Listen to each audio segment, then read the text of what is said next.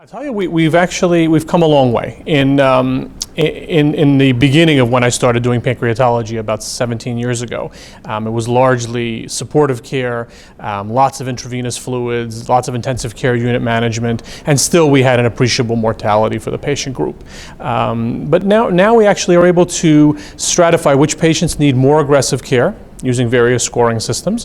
In addition to that, we're able to define better which patients are at highest risk of having more complications with pancreatitis. So clearly there's been a tremendous change, as has been reflected in the mortality. So we have clearly improved it, and a lot has been based on how we follow the patients up front initially. Again, it's all about really education and really explaining to the population at large what the pancreas does, what the pancreas is all about. And as you said, it's one of those organs that's often forgotten by the physician and the patient, kind of tucked behind the spine, and no one really pays much attention to it. But needless to say, when the symptoms arise, they can be certainly life-threatening.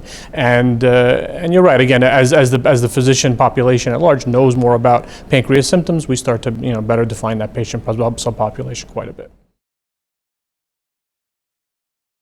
The majority of patients who present with pancreatitis are presenting in the emergency room. So it's the emergency room physician that makes the initial diagnosis. The definition of the pancreatitis patient as to what caused it, how to best manage it, certainly best handled by the gastroenterologist and the surgeon, kind of hand in hand. And that kind of brings us to a little bit how we manage pancreatitis these days as opposed to in the past. Now we are much more multidisciplinary. In the United States, gallstone and gallstone disease still remains the #1 cause of pancreatitis, probably accounting for between 60 and 70% of the patient population. Roughly 25% of the population is from alcohol use and alcohol abuse. And then there still remains about a 3 to 5% group that remains undescribable. They're idiopathic. We don't know what caused the pancreatitis.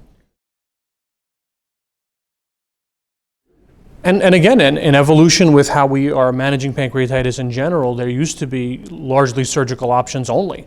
And especially for the more complicated cases of pancreatitis that develop fluid collections within the pancreas, we used to only be able to manage those surgically. When those were first described, they were described by a surgeon at NYU, Ranson.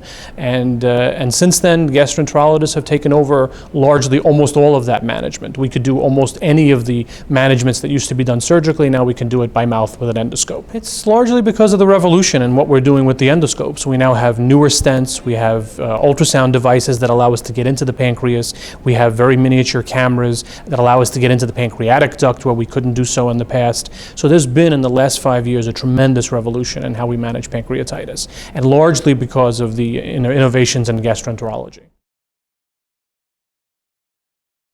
Thank goodness the majority of patients who have pancreatitis acutely will recover rapidly, and they will recover completely. However, there's still, by having one episode of pancreatitis, a 30% chance you're going to have another episode of pancreatitis. In general, if it's a gallstone etiology and we take the gallbladder out from those patients are cured from having another episode of pancreatitis. However, if it's not a gallstone etiology, if it remains from other causes like alcohol use or potentially cigarette smoking or diabetes, then we're left with a patient population that remains at risk after their first episode.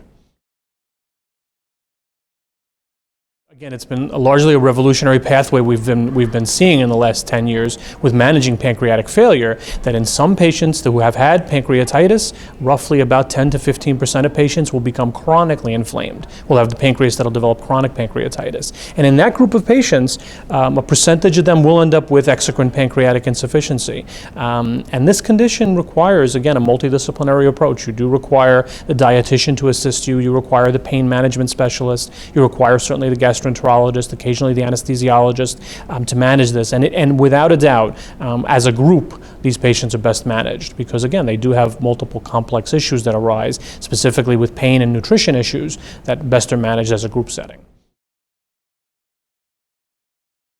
They are recovering from pancreatitis. A few years go by, and then they start to develop diarrhea. They start to develop weight loss, intractable abdominal pain.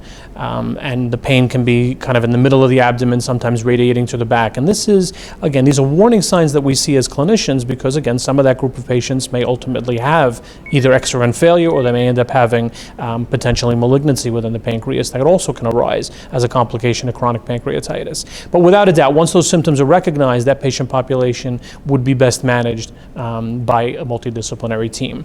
We will need to tackle the nutritional aspects because those patients certainly become malnourished. One of the functions of the pancreas obviously is in nutritional absorption. Particularly protein absorption. So those patients waste protein, so they're best managed in that setting. Chronic pain, certainly that could be managed by gastroenterologists and anesthesiologists together. So it's a complex undertaking. And those patients do have a tendency to become diabetic, so the endocrinologist plays a role. So again, the features of how we manage that group of patients these days is, again, in a multidisciplinary way, which is evolutionary from the past where we didn't. Like other chronic diseases, we basically tell them that that they have conditions that are very manageable, and I oftentimes start the conversation with, there's nothing the pancreas can do that we can't replace. We can replace insulin, we can replace pancreatic enzymes. Chronic pain is manageable, and all of this, again, is all manageable in a chronic disease setting. So the answer is yes. Patients can develop chronicity from pancreatitis. It doesn't happen often, but when it does, we can manage all the symptoms as they arise.